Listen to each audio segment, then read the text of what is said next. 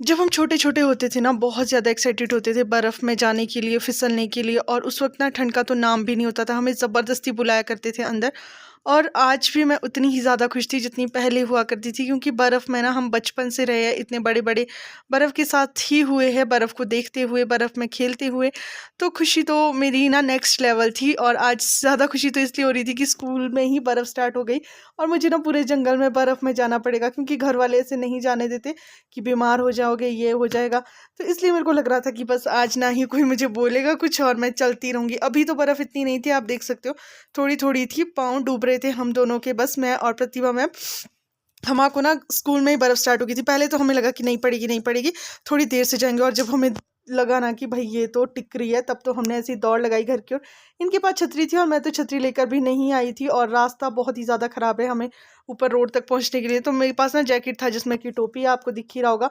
और इसमें ना अंदर भी बर्फ़ ऐसे नहीं पड़ रही थी, क्योंकि ये टिकने वाली बर्फ़ थी, तो ये भीगने वाली नहीं थी। यहाँ पे हम पहुँच गए थे, हमारे रास्ते यहाँ से अलग-अलग हो जाते हैं। इनका रास्ता दूसरी ओर है अपने घर के लिए और मेरा है दूसरी साइड से, तो हम दोनों बस एक-दूसरे को बाय करते हुए मैं बढ़ जाती हूँ आगे की ओर। और जंगल में ना इतनी ज़्यादा बर्फ़ हो गई थी, क्योंकि पेड़ों से भी झड़ने लग गई थी। और हमें यहाँ तक पहुँचते-पहुँचते शायद सवा घंटा लग गया होगा, जहाँ से हम दोनों के रास्ते अलग हुए। फिर मैं भी चल पड़ती हूँ मोबाइल को लेकर आगे-आगे, क्योंकि ये चीज़ें ना मैं कैप्चर करना चाहती हूँ। और अपनी लाइफ में पता नहीं इसके बाद मेरी जॉब कहाँ होगी, वापस मेरे मायके में होगी, नहीं होगी, या ऐसी जगह होगी जहाँ बर्फ़ होगी या नहीं होगी। इसलिए मैंने सोचा क्यों ना ये वाले मोमेंट्स कैप्चर कर लूँ। और मेरे को ना ठंड भी नहीं लग रही थी, क्योंकि मैं पूरी तरह से पैक होकर गई थी। पापा ने ना सुबह मेरे को बोल दिया था कि ये जो बादल है और जब बहुत सारी चिड़िया आसमान में चलती है ना, तो ये इसी बात का साइन होता है कि बर्फ़ पड़ेगी। और मम्मी ने मेरे को आते हुए ग्लव्स मेरे पीछे से पकड़ा दिए थे, क्योंकि मैं भूल गई थी कि ले जा कहीं ठंड पड़ गई तो तेरे को प्रॉब्लम हो जाएगी। तो इसलिए मैं ना पूरी तरह से पैक थी, और मेरी शूज़ में बर्फ़ नहीं जा रही थी, क्योंकि ये गीले वाली बर्फ़ नहीं थी। तो इसलिए मेरे को ठंड तो ज़रा भी नहीं लगी थी। बस फ़ोन में ना ऐसे बर्फ़ लग रही थी, तो वैसे ही मेरा कैमरा थोड़ा-सा ब्लर है, तो मेरे को लग रहा था बहुत ज़्यादा ब्लर ना बने वीडियो।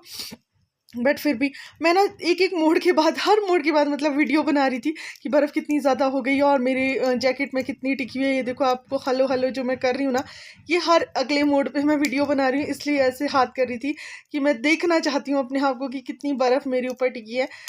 और उन दिनों को याद कर रही थी जब पापा हमारे लिए लॉन्ग शूज़ लाया करते थे हर सर्दी के सीज़न में, क्योंकि उन्हें पता ही होता था बर्फ़ गिरेगी और हम अंदर रहने वालों में से नहीं है। हम ना फिसलने के लिए अपने अपने अलग पटले और हमारे यहाँ पे ठेले बोलते हैं वो बनाते थे, या फिर परात वगैरह रखते थे। हर सर्दी जाते थे। इवन जब तक मेरी शादी हुई है ना, शादी के बाद भी जब मैं 1-2 सर्दी आई हूँ, मैं तब भी बच्चों के साथ यहाँ पे फिसलने जाया करती थी।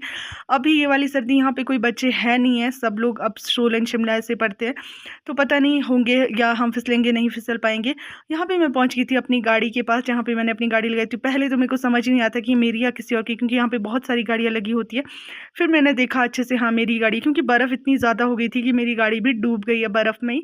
फिर मैंने थोड़ा-सा शीशा साफ़ करके देखा कि कितनी बर्फ़ इकट्ठी हुई है। काफ़ी ज़्यादा हो गई थी। जैसे-जैसे मैं आगे चल रही थी ना, वैसे-वैसे बर्फ़ का फ़्लो भी बढ़ता जा रहा था। और घर तक तो मुझे लगता है आधे फ़ीट के करीब बर्फ़ हो गई थी जब तक मैं घर पहुँची हूँ, क्योंकि घर पहुँचते-पहुँचते मुझे ढाई घंटे लग गए थे। बर्फ़ में ना पाँव फँस जाते हैं, और मेरे शूज़ भी इतने ठीक नहीं थे, फिसलने वाले थे, और लेसिस वाली शूज़ लेकर गई थी, तो मैं बच-बच के जा रही थी कि कहीं मैं गिर ना जाऊँ। और बर्फ़ पे गिरने से तो नहीं लगते, अगर कहीं पत्थर वग़ैरह पे लग गई तो मेरी पीठ, टाँग कुछ ना टूट जाए, इसलिए मैं आराम से ही चल रही थी। और यहाँ पे देखो, मैंने ना अपनी मस्ती नहीं छोड़ी, मैंने ट्राइपॉड फिक्स किया, किसी का घर है यहाँ पे, और फिसलते-फिसलते आ रही थी। यहाँ पे तो मैं अच्छे से नहीं फिसली हूँ, मेरे को ऐसा लग रहा था कि मैं वीडियो में कैप्चर हो जाऊँगी। मैं ना पूरी सोकर आई हूँ यहाँ पे बर्फ़ में, इतना मज़ा आ रहा था कि पूछिए मत। फिर घर पहुँची तो कपड़े वगैरह चेंज किए, मम्मी-पापा कड़ू वगैरह बना के मेरे को पिलाया कि बीमार हो जाएगी, बीमार हो जाएगी। उनको क्या ही पता कि मैं कितनी खुश होकर आई हूँ और मेरे को कितना मज़ा आया है, क्योंकि ना मम्मी को ये होता है कि तेरे 2-2 ऑपरेशन हुए हैं, अब ठंड में नहीं रहना, ऐसी प्रॉब्लम हो जाती है, इस वजह से। तो मैं उसके बाद ना कोई वीडियो नहीं बना पाई, क्योंकि मैं सो गई थी जल्दी, मैं थक भी गई थी। ये अगली सुबह की है, जब मैं उठी तो इतनी ज़्यादा बर्फ़ ना यहाँ पे टिकी हुई थी, आप लोग देख सकते हो। तो मुझे लगता है कि ये इनफ थी मेरी मस्ती के लिए और हम सब के लिए, जो हमारी साइड के लोग होते हैं, क्योंकि सेबों के लिए ज़्यादा ज़रूरी होती है बर्फ़। जितनी ज़्यादा बर्फ़ गिरती है उतने अच्छे सेब लगते हैं, ऐसा बोलते हैं। तो सब के सब ना बहुत ज़्यादा खुश थे यहाँ पे। आप सबके किन-किन के बर्फ़ गिरती है, आप सभी कमेंट में ज़रूर बताना।